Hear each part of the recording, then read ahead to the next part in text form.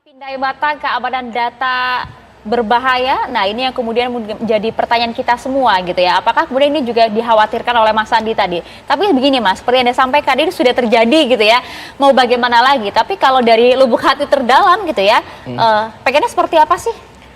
Pengennya sih ada wawasan aja tentang yang terjadi untuk scan mata atau scan retina itu gitu. Dampaknya tuh seperti apa mungkin dari pemerintah atau dari Komdigi gitu kan. Karena kan yang memblokirkan Komdigi. Yes. Kita pengen tahu gitu yang sudah menjadi korban itu harus seperti apa langkahnya ke depannya. Karena kan emang beberapa mungkin ada rasa kekhawatiran dari yang sudah melakukan hal tersebut kan, karena iming-imingin masalah duit.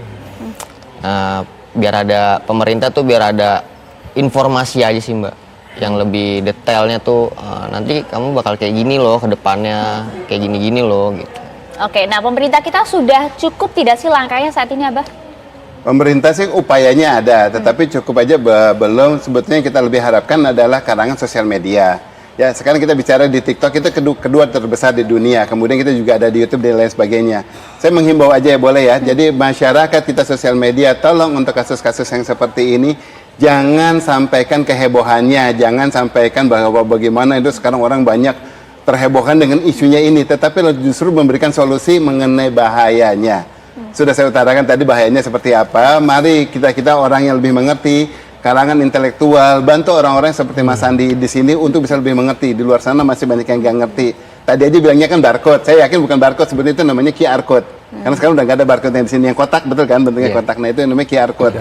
Nah kalau orang dimudahkan lagi dengan dibilang dengan istilah-istilah yang agar mengiming-imingi bisa, akan lebih banyak korban lagi dan negara kan orang kita. Oke, lah kalau sudah banyak seperti ini apa yang bisa mereka lakukan, Abah? Nah, kalau dari mereka kan nggak ada. Dari mereka tadi dibilang kan udah pasrah karena tadi ada faktor finansial.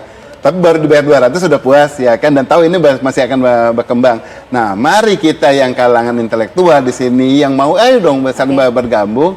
Ya kita menjatuh, kemudian kita bikin solusinya. Solusi saya nggak harus mengimbau pakai cara saya, nanti siapa Abah gitu kan. Lebih baik ayo kita duduk bareng bentuk FGD, kemudian kita bantu Komdigi, kita bantu lagi kalangan yang lain, yuk kita bentuk paling tidak untuk sosialisasikan kepada masyarakatnya. Untuk jangan sampai korban yang baru sedikit ini jadi korbannya banyak, hanya diiming-imingi, apalagi kalau udah mulai menular ke usaha-usaha yang lain, juga mau menumpang dengan cara yang kayak gini, karena tahu ini dimudahkan gitu loh. Itu yang tadi juga menjadi harapan dari Mas Andi sih ya, paling tidak ada wawasan lah untuk mereka gitu ya. Tapi paling tidak, World App ini sebenarnya singkat saja Abah, bisa dipercaya nggak sih? Kalau saya bilang nggak bisa dipercaya, karena gini, sekarang saat dia mendaftarkan ke kita aja dengan PSE data yang orang lain, berarti udah nggak benar. Semua yang bisa dipercaya pasti akan memberikan data realnya, tidak mungkin hanya data gadungan, apalagi menggunakan data orang lain. Yang satu. Ya, kedua, apa yang dia sampaikan tidak spesifik untuk dijelaskan mengenai untuk apa data ini. Ya, yang ketiga kita tahu dia semuanya adalah dari dunia artificial intelligence yang bisa kembangannya sampai kemana-mana. Itu tidak pernah dikomunikasikan. Bahkan di literasinya OpenAI juga tidak jelaskan. Oke, artinya kalau yang sudah kemudian memberikan scan retina mereka, bisa apa mereka?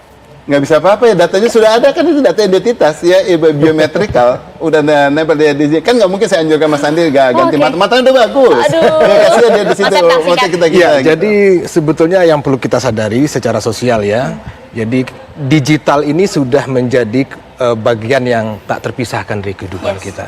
Jadi ke depan kita akan menyaksikan perubahan itu cepat ya, banyak ya. Nah kalau kita tidak mau menjadi korban segala macam, memang mau tidak ada pilihan lain, kita harus belajar terus-menerus, memperkaya pengetahuan kita, dan gunakan itu perangkat yang kita punya itu bukan hanya untuk sekedar asik-asik saja. Ya. Jadi internet itu ya belahan ininya banyak, untuk media belajar segala macam, plus minusnya itulah yang harus dimaksimalkan sehingga kita terhindar dari potensi-potensi kejahatan. Semoga kemudian pemerintah juga memberi kejelasan terkait dengan hal ini dan juga dampak serta mitigasi agar hal-hal yang tidak diinginkan tidak terjadi. Terima kasih banyak Abah, terima kasih Mas Andi, Mas Septa atas waktunya bersama dengan kami. Vena.